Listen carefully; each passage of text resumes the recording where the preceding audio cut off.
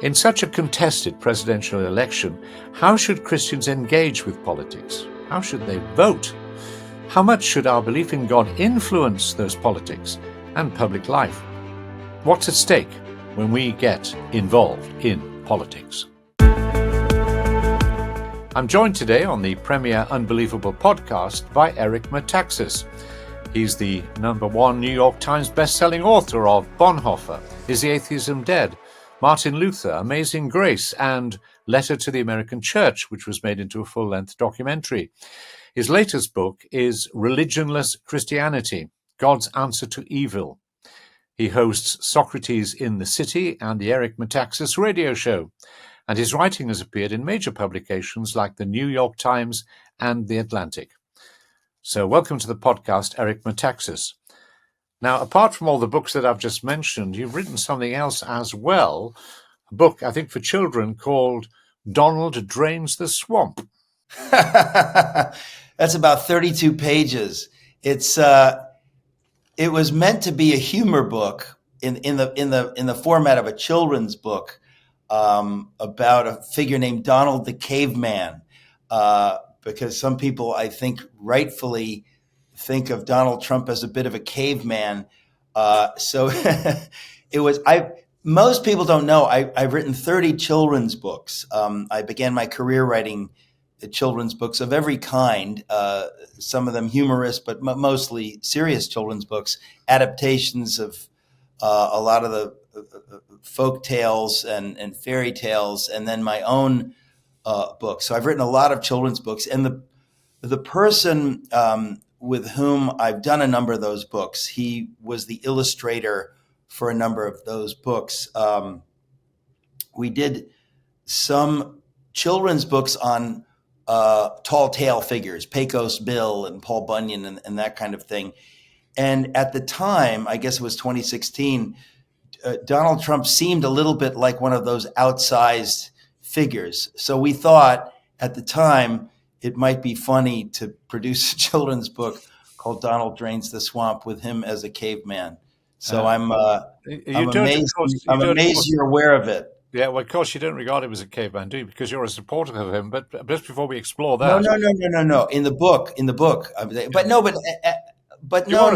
You are a supporter of Donald Trump, aren't you?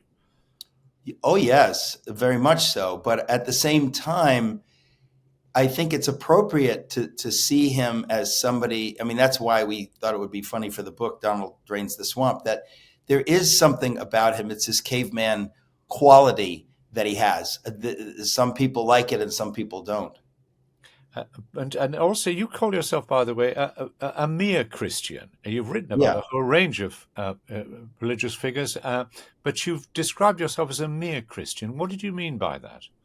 Well, that's from C.S. Lewis.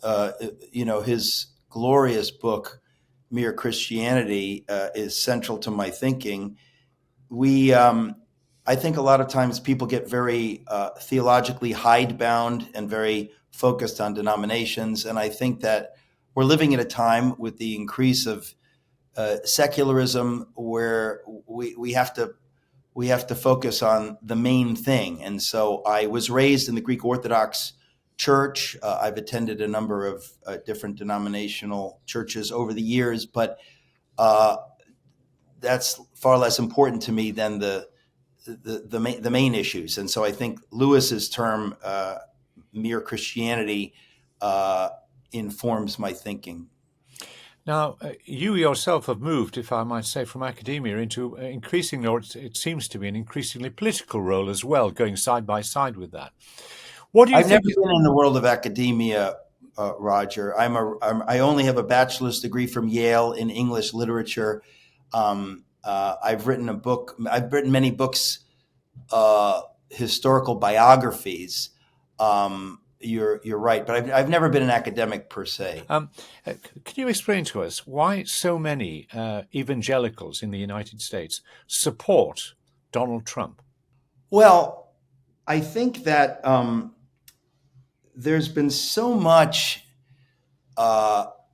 emotionalism around Trump that it's very hard to have a conversation about him. And there's so many people who are convinced that he's some kind of monster that I despair of seriously making the case that he's not, just because I think people have already made up their minds. But as far as I'm concerned, I was very hostile to Trump at the beginning of 2016. I live in New York City.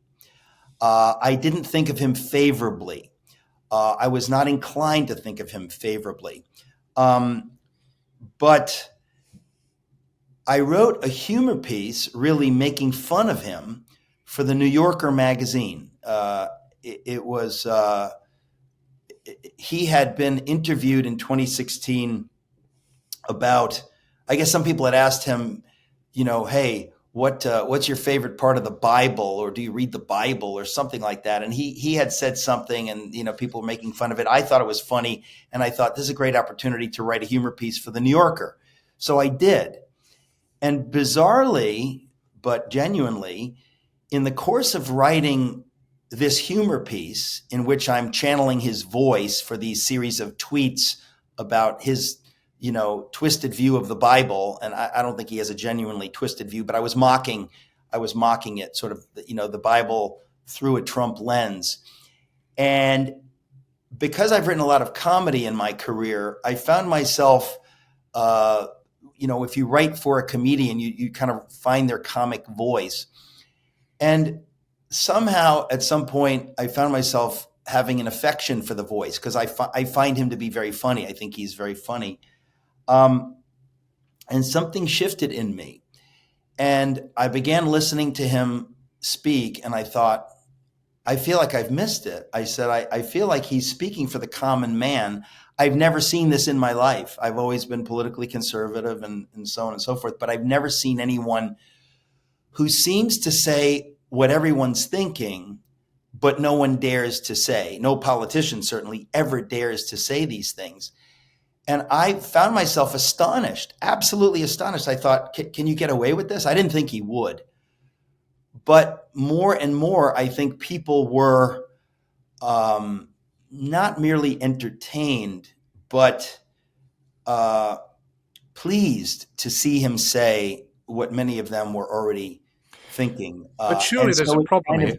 Surely there's a problem here, isn't there? It's not simply enough to articulate what may, in many cases, be the prejudices of a range of people, and saying things that perhaps they feel that they shouldn't articulate about different races and different people and the sexes. Hold on, Roger. What do you mean? No, I'm saying that if you're making the case that one of the things that makes him stand out, and indeed the implication is worth supporting, is because he articulates what people feel. I'm suggesting nothing racist. I would not, as a Christian, none of that would resonate with me. I'm certainly not referring to that. You should know. So why do you think he is, apart from his, as it were, performance, in terms of his policies, what do you think it is about his policies that draws such support from evangelicals and Christians in the United States? Well, it's the contrast between him and the other party. In other words, the other party, there was a time when you could say, well, it doesn't matter so much which party one votes for. But those days are gone. We are now dealing with a party in America that has fully embraced madness. They've embraced transgender madness. They've embraced crazy ideas. Defund the police. Don't have a southern border. Let anybody in. Most Americans, wherever you are politically, you just say that can't work. Wait a minute. What about common sense? Why is it that our previous... But with respect, that is not the policy of Kamala Harris. You pointed out one or two Democrats would hold that position, but it's not the position of Kamala Harris. What's not the position of Kamala Harris? Well, either not having a southern border or what she was proposing about transgender and so on. Are you taking seriously what she has said in the last few weeks because it polls well? Her record on the border is mind-blowing. I am an American. I have watched this. I have been astonished. She was charged by President Biden to be the border czar, to take this on. She never visited the border, and the policies of the Biden-Harris administration have been so destructive. I am aghast. I'm not just a little miffed. I am aghast that a presidential administration has overseen the erasure of a southern border, so that literally millions, not thousands, millions of unvetted strangers have come into the country. Many of them, of course, are good people, but many of them are gaming the system and coming in knowing they can get away with it. We don't know whom we have allowed into our country. This is unconscionable. And she has overseen that. You cannot deny that she has overseen that. And it's very cynical to think that when you change your position in a few weeks before an election, people are supposed to take that seriously. I don't take it seriously. Well, it's not my job to defend Vice President Harris. But in terms of more positive, if you like, reasons for Donald Trump, other than the fact that she just isn't for Donald Trump, just, that he's not Joe Biden and he's not Kamala Harris, what's the positive policies that you feel Christians, evangelical Christians in particular, seem to be responding to and think are the most important issues at this election? Well, let's just start with the fact, for me, when we talk about character, people always kind of want to spin that to mean whatever they want it to mean. Donald Trump said many things in the election in the campaign of 2016. He made many claims. He then actually followed through on those promises. I have never seen that in my life. I've never seen a politician say X and Y and Z and then actually remind the voters after the election, I said X and Y and Z, and this is how I'm trying to do X and Y and Z. That's a character issue. To say I want to take on this and this and this, and actually to take it on vigorously, I'd never seen that before. I'd heard politicians promise everything, but then never really get around to it. That alone was so amazing to me. I thought, we've never had a politician like this who actually says what he means and then goes out and tries to accomplish it. And what has he done? What did he do? What did he do in office which so impressed you? The principal one is that he said in the campaign that he would appoint justices to the Supreme Court, if given the opportunity, who were constitutionalists, who were originalists, who believed in the Constitution. But he went even farther than most conservative politicians would go. They normally would kind of talk around the issue. We all knew that they meant hopefully to overturn that jurisprudential abomination known as Roe v. Wade. Trump actually said it. It was amazing to me. I thought, how can a politician actually say this? You know, you're not supposed to say that. He actually said it. He said, I want to appoint justices to the Supreme Court who will overturn Roe v. Wade. Roe v. Wade, obviously for people in the UK, just in case, it's about abortion and the woman's right to abortion. Not quite, Roger. No, it's not about a woman's right to abortion. Roe v. Wade is about a federal law, an unconstitutional law that for 50 years was on our books that pretended to find some place in the U.S. Constitution a woman's right to an abortion. There is no such thing. And so what people often had said, whether you're pro-life or not, you had said, this is an issue for the states to decide. There is nothing in the Constitution that gives a woman a right to kill her unborn child. It doesn't exist. So if we want to have that in America, the states need to decide it. But in 1973, 9 white male justices pretended to find in the Constitution a right to abortion. It was preposterous, legally speaking, never mind morally. Legally speaking, it was preposterous, but they did this. This was judicial overreach. And for decades, Christians have said, look, this is wrong. Whatever your views are on abortion, this law is unconstitutional. It's ridiculous. Many lawyers who consider themselves pro-abortion thought that it was ridiculous. So Donald Trump said, we'll overturn that and we'll send the issue back to the states so the people can decide what the abortion laws are in their individual states, because there's nothing in the Constitution to give a federal right, a federal ruling on this. So he said he would do that, and he actually did it. And I have to tell you, in my experience as an adult watching the political scene in America, I have never seen a politician say he would do something like that and then actually do it. So to me, that's a character issue. That's a very big deal. And I have taken for granted that a lot of the politicians, well, character is an issue of how they behave, I don't know, in their private lives, or whether they invite, prostitutes into the White House the way JFK did. That's a character issue. This is a serious character issue. You promise something to the voters and then you actually do it.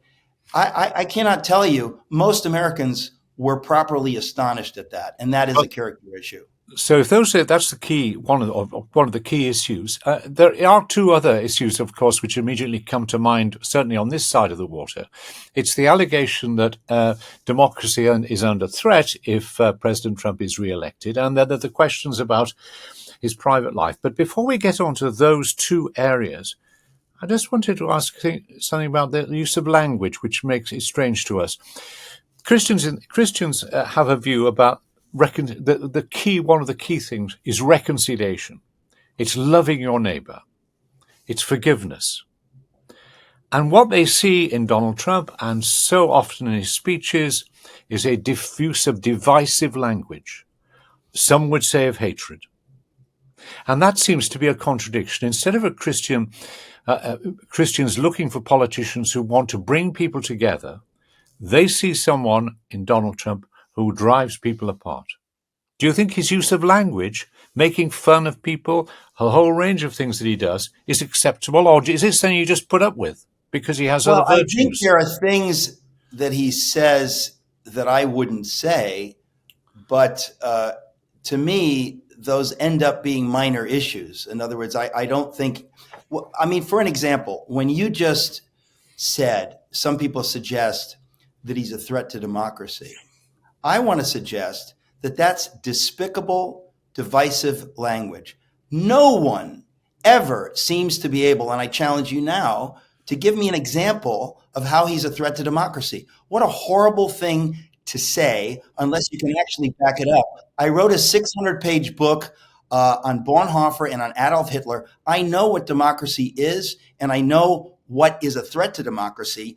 Donald Trump has never done anything that is a threat to democracy, but people keep saying it as though it's understood, as though everyone knows. Well, can I do with that issue? Because we come here to the question of whether he would accept or not accept the result of the 2020 election. He wouldn't. And you yourself said this: Jesus is with us in the fight to overturn the 2020 election. We need to fight to the death. Yeah. Well, fight to the death to overturn the result of an election which everybody involved in an official capacity argues was fair, and which no evidence has been produced. Shame on you, Roger Bolton, for saying that, because not everyone believed that it was fair. And if I believed it was fair, I would have lamented it, but I would have accepted it. Where is the evidence? Where is the evidence that it was not fair? Every time Donald Trump makes a statement about being robbed of that election, and people say, all right, take the evidence to the court.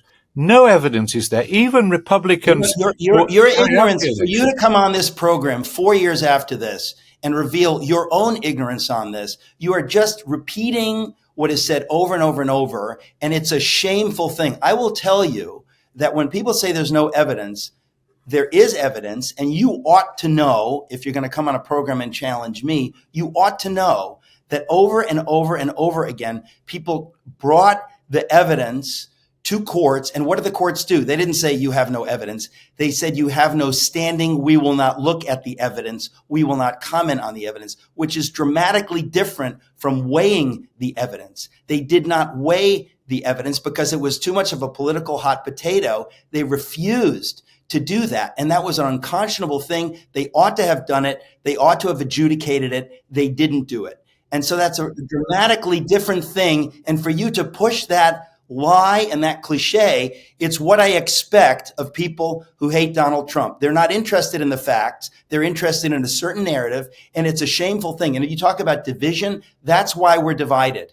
Because I guarantee you, I am interested in the actual results of the election. I'm not interested in winning at all costs. So when I say that the election was not fair, it's because I'm convinced it genuinely wasn't fair. Not because what you said. What you said. Forgive me, sir. What you said is Jesus is with us in the fight to overturn the 2020 election. We will need to fight to the death. Also today, shall I explain what I meant by that before you imply, as you've already done, that I'm calling for political violence? Can I answer that? Please do. Yeah. Oh, thank you. I have to say, this is a classic example of always assuming the worst of your opponents. This is what the left has done. This is what Trump haters have done. They always assume the worst. Okay. What I meant, the Christian view, is that I would be willing to give my life, not take a life. I would be willing to give my life in defense of liberty and truth. And patriots in America have done that.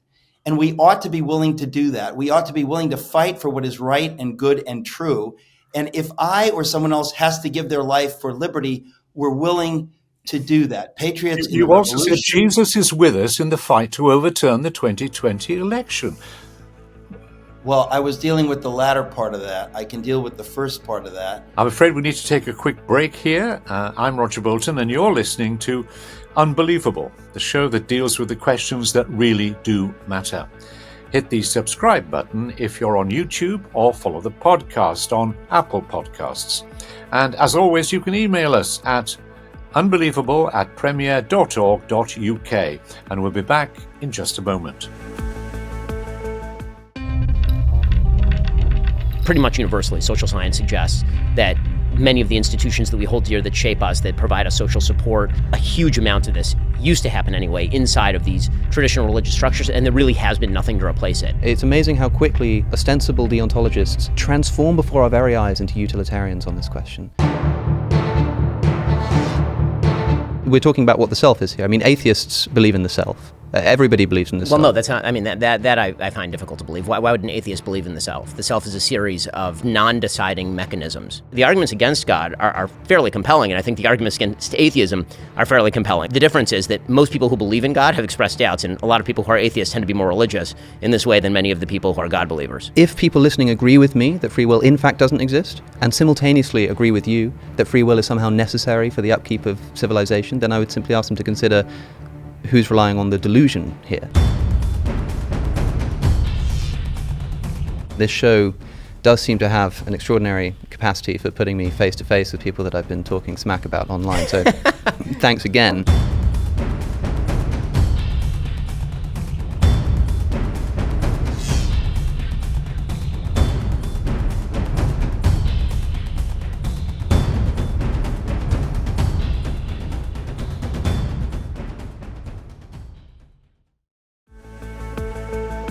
Welcome back. You're listening to Unbelievable, the show that gets Christians, skeptics, agnostics, and everyone in between thinking about the topics that matter. Or that's what we hope.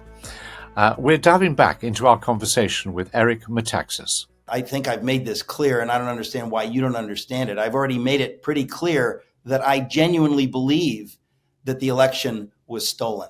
And I don't say that kind of thing lightly, and it disgusts me. And if you believed an election was stolen, and you didn't speak up against it, what kind of a human being are you? Well, hold on. It's one thing to say you believe it. Where is the evidence? Where is the evidence? Why is the evidence not put before the court? We've had 4 years. We have a Supreme Court with a majority of people in the Supreme Court. Roger, and you didn't listen to what I just said. I just explained it to you. These cases were brought before courts, and cowardly judges said, "We'd rather not look at this." They had the ability to simply say, "We're not interested in looking at this.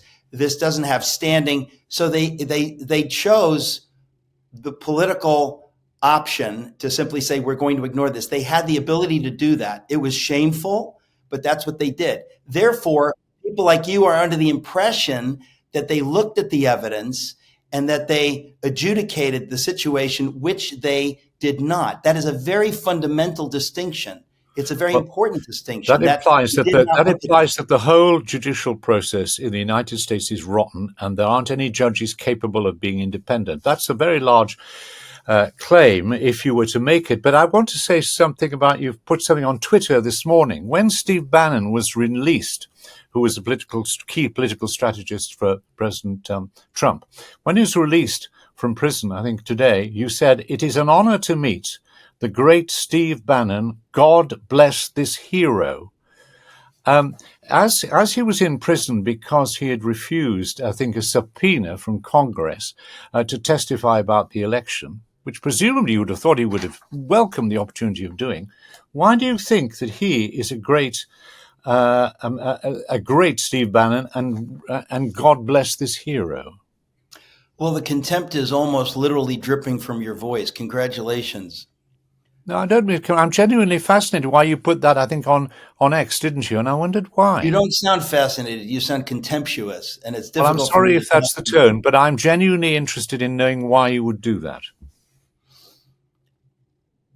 The left in America has weaponized the justice system so despicably that they have gone after people with whom they disagree. We've never seen this in America. This is what Hitler did to his political opponents. This is what evil people do to their political opponents. They go after them with all the might and main and power of government. That's what they did to Steve Bannon. That's what they did, in case you're not paying attention to the news, to Donald Trump, in a way that is staggering that they went after him on the most tenuous grounds imaginable. Why? Because they care about results. They don't care about the process. They don't care about what looks like an abrogation of democracy genuinely. They simply care about silencing voices that dissent. They care about that. And so anyone who stands against that, in my mind— Sorry, sir, you say they. Do you mean every member of the Supreme Court? You mean, who are they? They who are determined to rig the election. Who are they? And in your view, did rig the election because you say Donald Trump won in 2020. So who are they? Who's organizing this? I guess you don't believe that it's possible for people who want power to do nefarious things. Is that your thesis?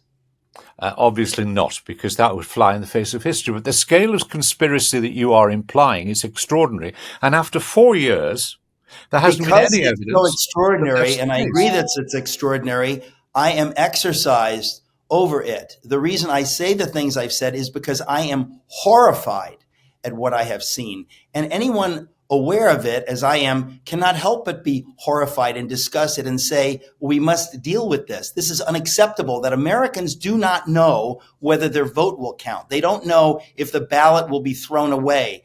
That is unacceptable. You want to talk about a threat to democracy? There's your threat to democracy. When your average American is wondering whether their vote actually counts, that's the end of democracy. And that's what we saw in 2020. Even if it can be proved that it was a legitimate election, enough people were confused. Enough people were told, shut up. We're not interested in your questioning this. You ought not to question this. When you're told not to question something, that to me sends a chilling signal, because the whole idea of self-government and freedom is that we're supposed to question things. We're supposed to say, show me the books, open the books. Let's have some clarity here. We were told to shut up. If we may move on from this but taking the idea of conspiracy, of course, Donald Trump himself has talked about conspiracies. And he said, for example, about the Democrats, they are the, quote, enemy within, which some would take a refer to McCarthyism. And he also has said about some leading Democrats, they're more dangerous than North Korea. Is that your view? Well, he's speaking to some extent hyperbolically, but at the same time, there are people in the United States of America, many in the Democratic Party, who have moved so far from the American founders' vision. We are no longer in the world of JFK. We're no longer in the world even of Bill Clinton. We've moved to a place now where there are people who seem to be at war with a sovereign America, who are more globalist in their thinking.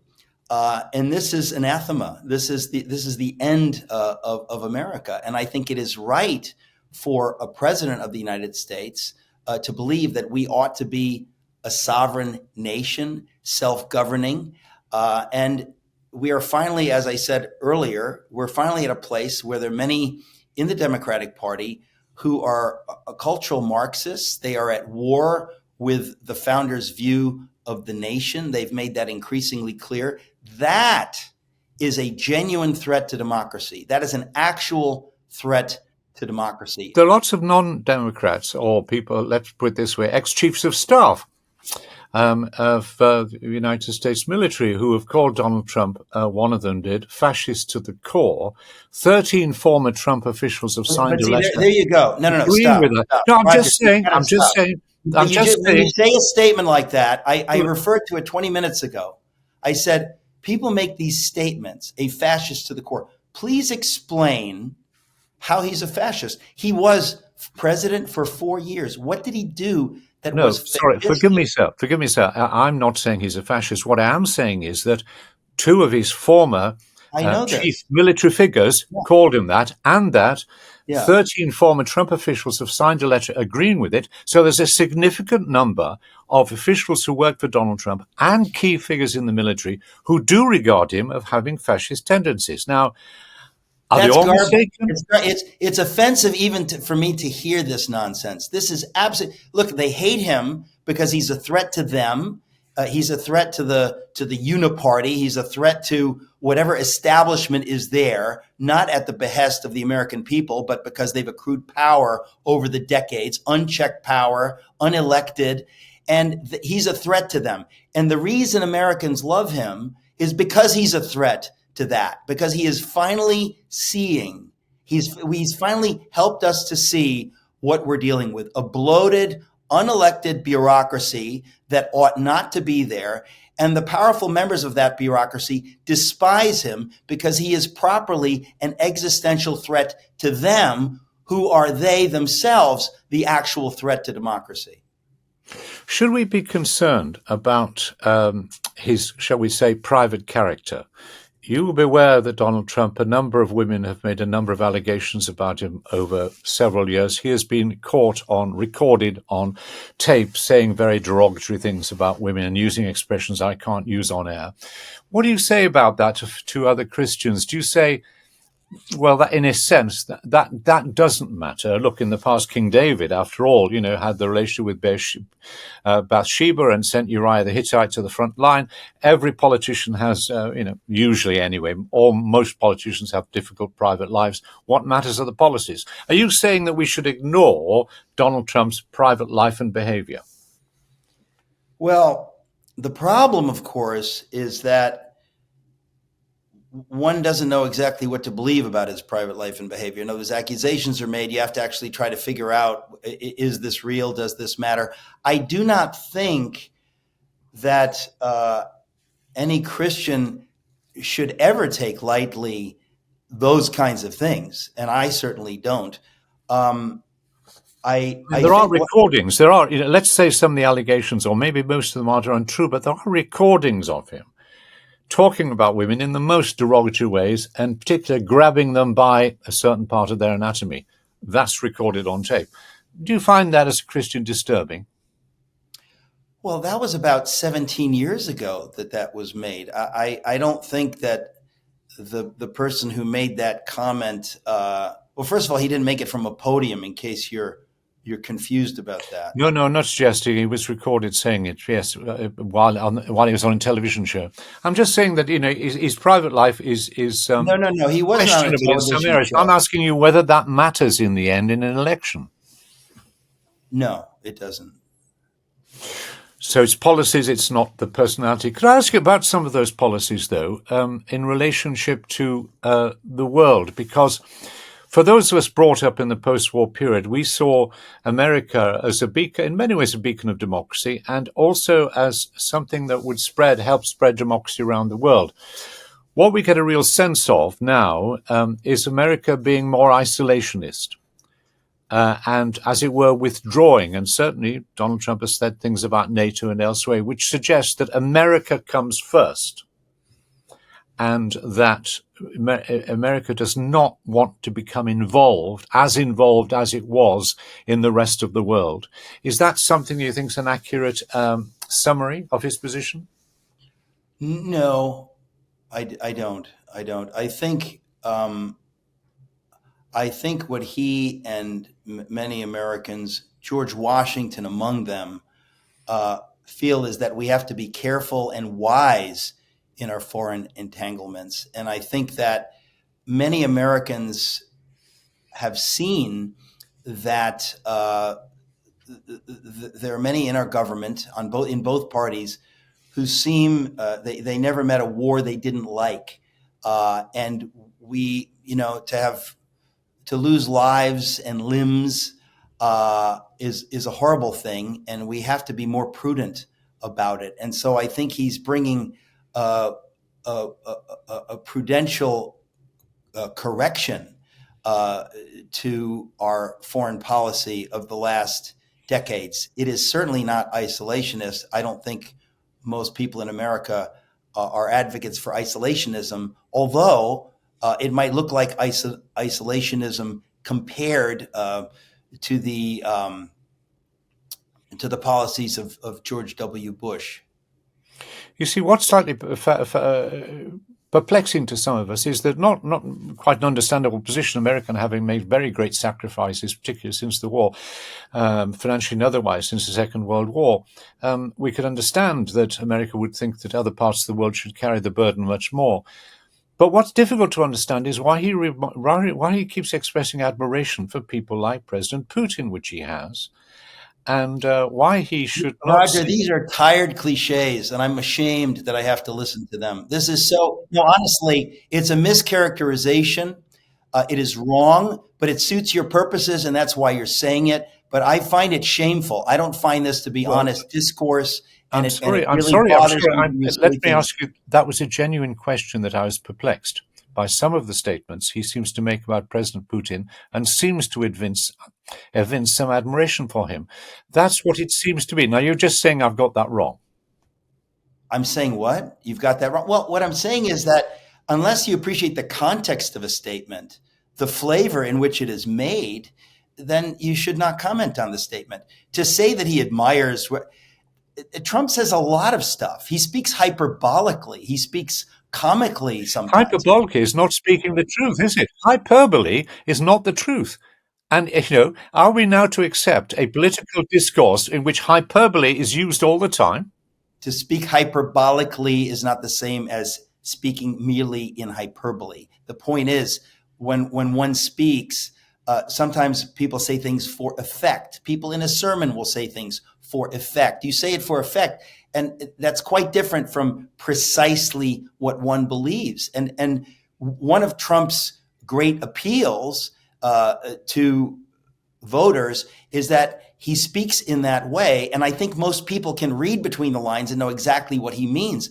But it seems that people like you and people who hate him always put the worst reading of everything that he says onto what he says. And it becomes fatiguing because whatever he says, people will twist it as though he admires. I mean, ought one not to be able to say something nice about one's enemies? That to me actually is a Christian virtue, right? Instead of seeing somebody as the devil, to say, well, he's a human being. I don't agree with him, but there's some things about him I admire. But when we're talking about Donald Trump, we don't see it that way.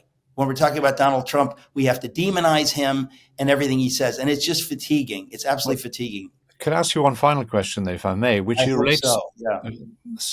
I'm sorry that you feel that way, but I'm genuinely trying to find out. In terms of the relationship with Israel, for example, at the moment, there are a lot of evangelical Christians, I think, who very much believe in supporting Israel, or maybe in a greater Israel. So do you see, if Donald Trump does win the election, a change in policy by the United States towards Israel? What do you think its policy will be? He brought peace to the Middle East. I'm sorry to bring up a positive aspect of Donald Trump's administration on this program. He brought peace to the Middle East. That is significant to me. I don't know how anybody can argue with that. Also, when you talk about character issue. He said what many people who are campaigning for the presidency said, oh, if I'm elected, I will move the embassy to Jerusalem. He's the only president actually to have done what he said. That's a character issue. He was told not to do it. There'll be blood in the streets. He said I will do it. I think it's the right thing. He actually did it. He does what he says. He does these kinds of things. And so, yes, I think with regard to Israel, he would be infinitely better than Kamala Harris. I'm not sure that she knows where Israel is on the map. I'm astonished that the Democrats have put this woman forward. It's an embarrassment.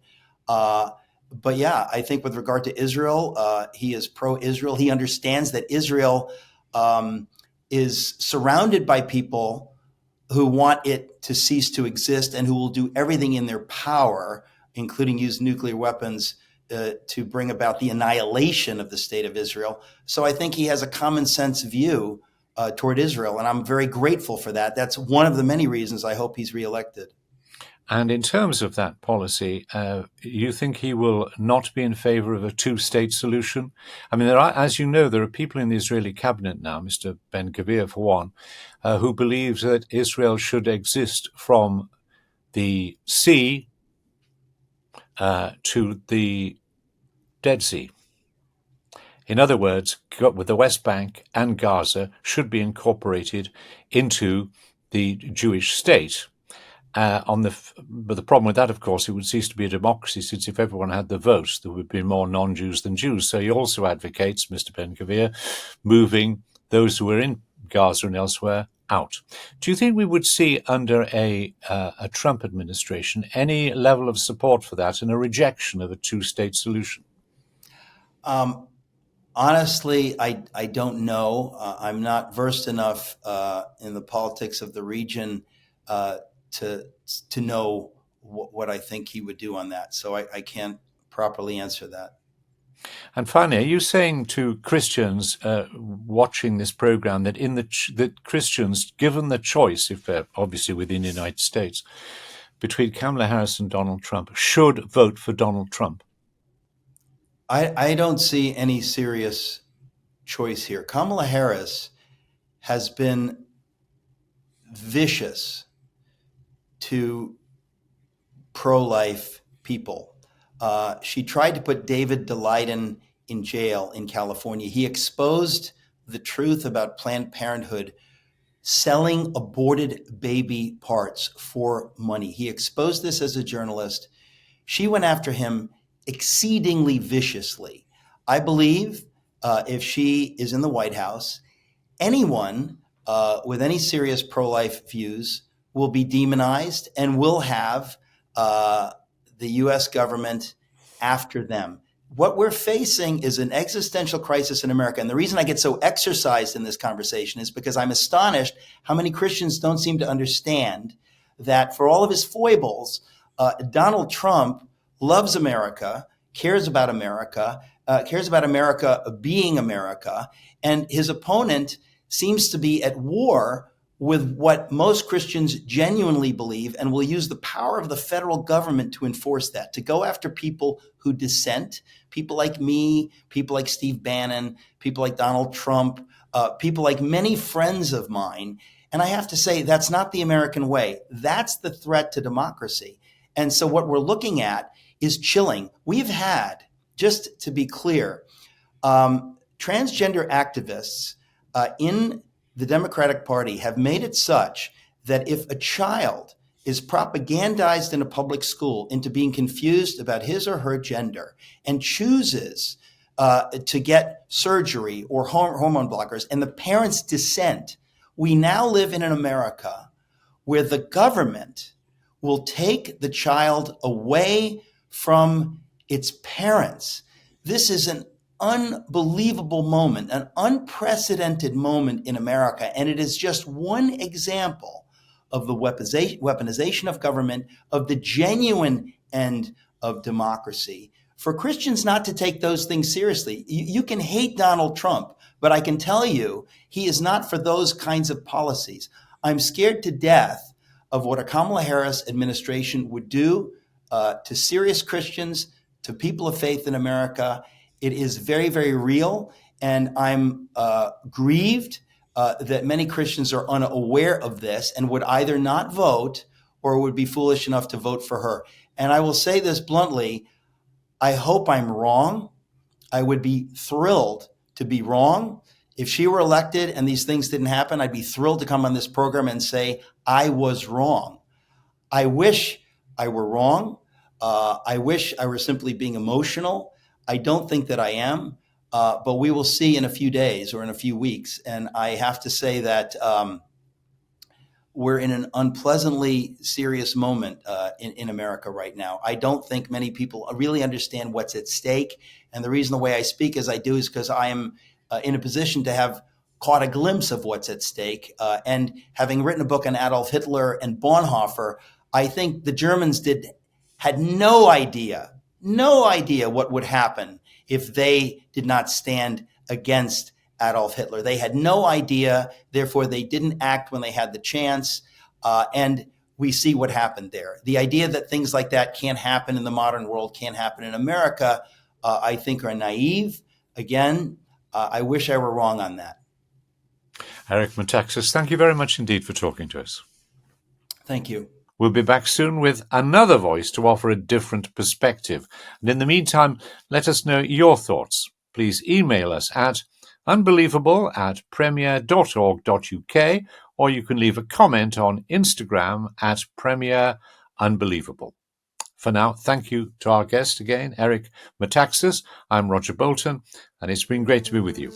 We'll see you next time for more discussions and debates on Unbelievable.